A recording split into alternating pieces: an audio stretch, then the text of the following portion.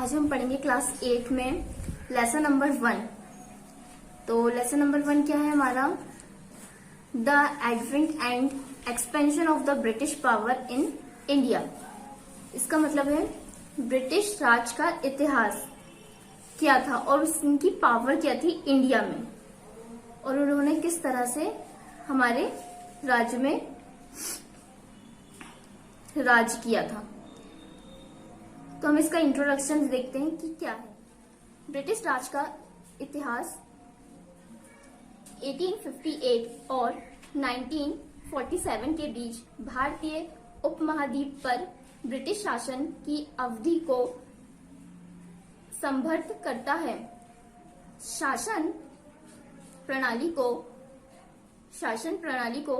1858 में स्थापित किया गया था, जब ब्रिटिश ईस्ट इंडिया कंपनी की स्थापना को महारानी विक्टोरिया के हाथ में सौंपते हुए राजशाही के अधीन कर दिया गया, और महारानी विक्टोरिया को ये शासन कब मिला? तो विक्टोरिया को 1876 में भारत की महारानी घोषित किया गया था। किसको? महारानी विक्टोरिया को। यह 1947 तक चला, जब ब्रिटिश भारतीय राज्य को संपूर्ण समान देश में विभाजित कर दिया गया। किसको अलग कर दिया गया था? इंडिया और पाकिस्तान को। कौन से सन में अलग हुए थे ये? 1947 में।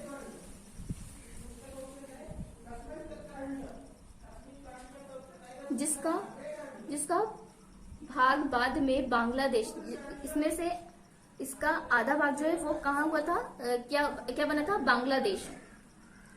भारतीय साम्राज्य के पूर्व क्षेत्र में ब्रह्म प्रांत को 1937 में एक अलग उपनिवेश बनाया गया और वह 1948 में स्वतंत्र हुआ।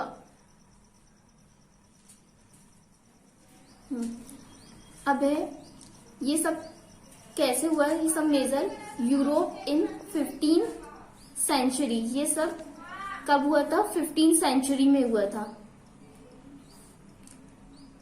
अब है पोर्टुगीज इन इंडिया, जिसको हम हिंदी में कहते हैं पुर्तगाली भारत।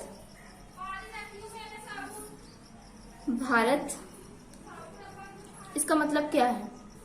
भारत में पोर्टुगीज की उपनिवेश थी।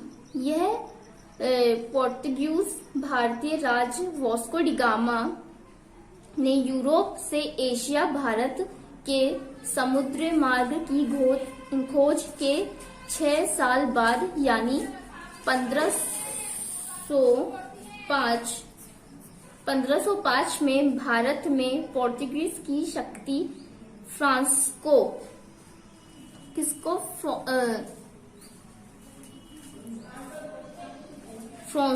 डी अल्मेडा, क्या नाम था उनका? फ्रांसिस्को डी अल्मेडा की नियुक्ति के साथ कोची में पहले पोर्टुगीज वाइसराय के रूप में शुरू हुआ, जो कि कब हुआ था? 1510 में। पोर्टुगीज के मुख्य निकाय को गोवा में घाटों में स्थानीय कर दिया गया था। 1752 से अफ्रीका के दक्षिण भाग में दक्षिण पूर्व एशिया तक हिंद महासागर में सभी पोर्टुगीज उपनिवेशों को पोर्टुगीज को द्वारा संबोधित किया गया था। 1752 में मोज़ाम्बिक अलग हो चुके थे। फिर एक स्वतंत्र औपनिवेशिक राज्य के रूप में अलग हो गया। श्रेणी पोर्तुगीज सरकार ने 1844 में मकाऊ, सोलर और तिमोर की उप निवेशों को छोड़ने के बाद पोर्तुगीज भारत का दायरा गोवा और मालवपुरी तक सीमित हुआ था। अब है हमारा नेक्स्ट टॉपिक डिच इन इंडिया। तो डिच इन इंडिया क्या है? डिच इन इंडिया एक नाम है, क्या नाम है उस जिसे हम बोलते हैं the ditch east India company. ये इसका पूरा नाम है, the ditch east India company. ये एक कंपनी का नाम था। तो ditch India east India company क्या है?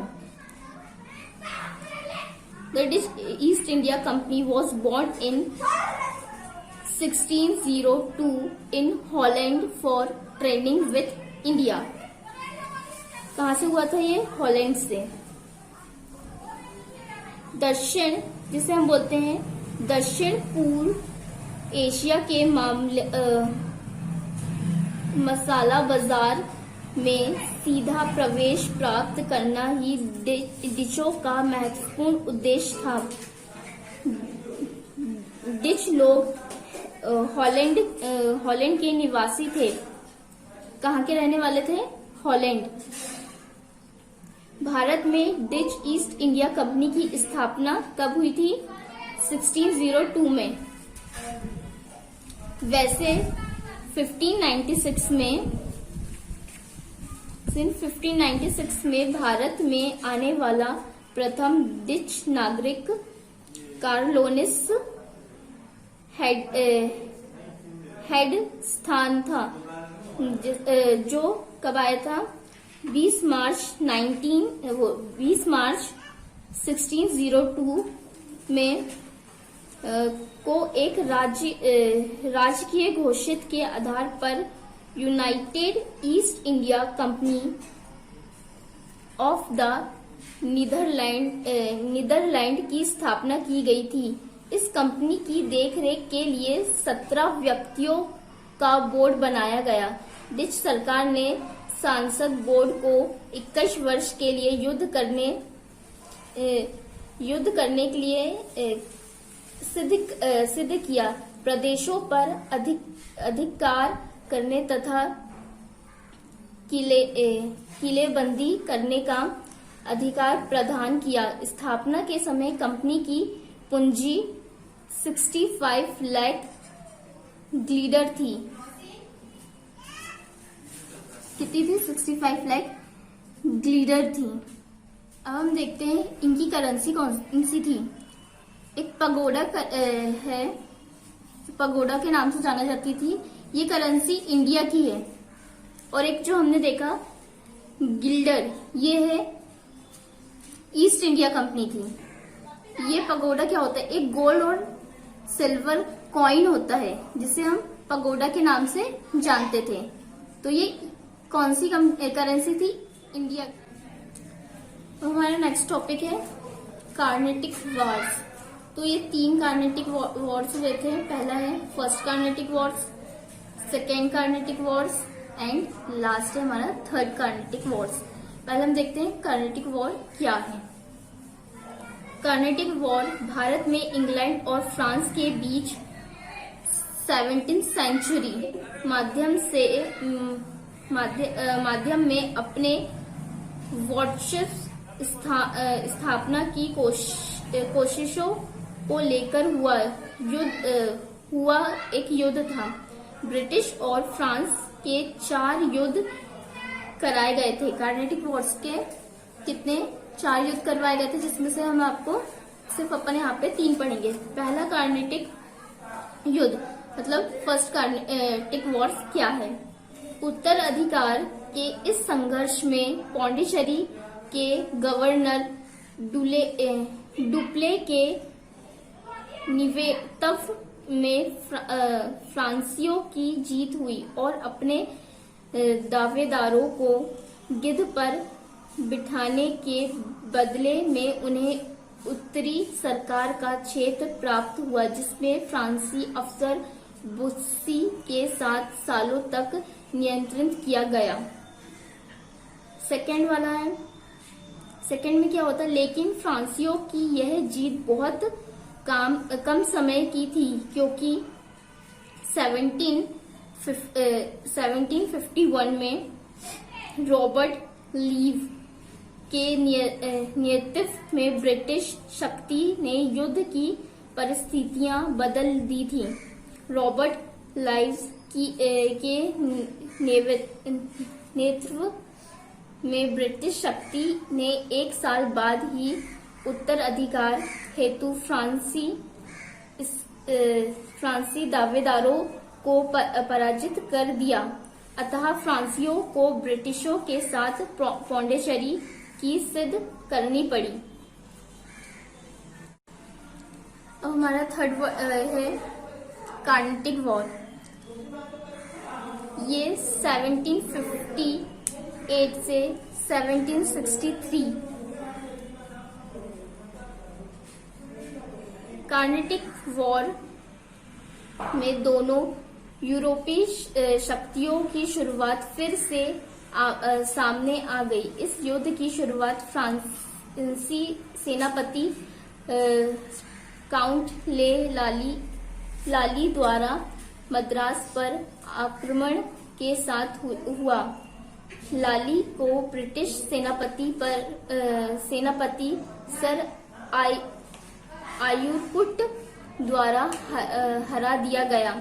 1761 में ब्रिटिशों ने पौंडीचेरी पर कब्जा कर लिया और लाली को जींजी और कराईकल के संपर्ण हेतु मात कर दिया। अतः फ्रांसीसी वंडी वाश में लड़े गए तीसरे कार्नेटिक युद्ध में हार गए और बाद में यूरोप में उन्हें ब्रिटेन के साथ पेरिस की सिद्धि करनी पड़ी। बैटल ऑफ प्लासी, जो कि कब हुआ, 23 जून 1757 में, जो कि किसके बीच में हुआ था। पहले हम देख लेते ये कहाँ था। मुर्शिदाबाद के दक्षिण में 20 मील दूर नदिया जिले में गंगा नदी के किनारे पालसी नामक स्थान में हुआ था। इस युद्ध में कौन कौन थे? ब्रिटिश ईस्ट इंडिया कंपनी कौन थी? ब्रिटिश की ईस्ट इंडिया कंपनी और नवाब की आर्मी। उस नवाब की आर्मी थी, जो इन दोनों के बीच में इनका युद्ध हुआ। कंपनी की सेना ने रॉबर्ट लाइव के नेतृत्व में नवाब को हरा दिया। किन्होंने? रॉबर्ट लीव ने नवाबों की आर्मी को हरा दिया था, जिसमें मीर जफर के बेटे मीरान की हत्या हो चुकी थी।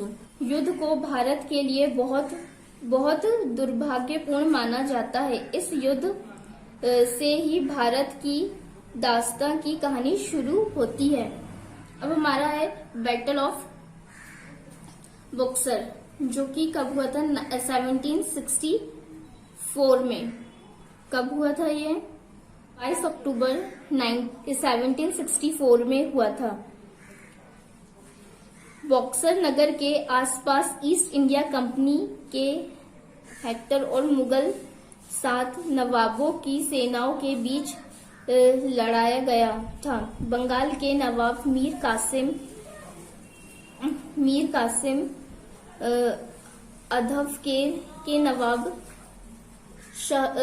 शुजाउद्दौला तथा मुगल बादशाह आलम की संयुक्त सेना अंग्रेज कंपनी से लड़ रही थी। लड़ाई में अंग्रेजों की जीत हुई और इसके परिणाम स्वरूप पश्चिम बंगाल, बिहार, झारखंड, उड़ीसा और बांग्लादेश देश का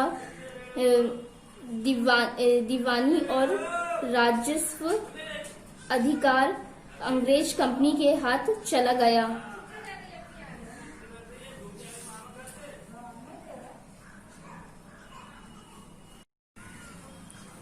इसकी एक्सरसाइज देख लेते हैं। पहला हमारा choose the correct option of the following. पहला है who signed the Treaty of Allahabad. तो इसका आंसर क्या है? नवाब नजमुद्दौला। दूसरा है which of the following trading company did not come to India. कौन सी कंपनी थी जो इंडिया नहीं आई थी? अमेरिकन।